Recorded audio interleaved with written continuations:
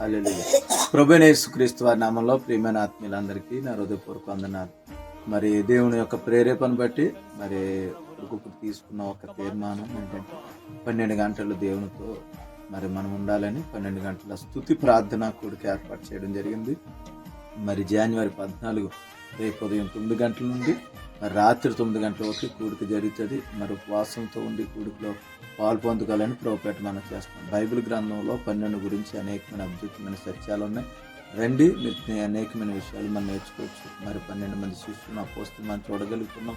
12 మంది గోత్రాలు మనం చూడగలుగుతున్నాం. 12 గుమ్మాలు మనం చూడగలుగుతున్నాం. ఇలాగ అనేకమైన విషయాలు 12 అనే అంకె గురించి, పరిపూర్ణమైన సంఖ్య గురించి మనం నేర్చుకోగలుగుతున్నాం. రేపు పొద్దున్న ప్రార్థన మర్చిపోవద్దు. రండి, అనేకమైన విషయాలు మనం నేర్చుకుందాం, ప్రార్థనలో ఉందాం. ఈ 12 నెలల కోసం దేవుడి సన్నిధిలో విజ్ఞాపన చేద్దాం. God bless you.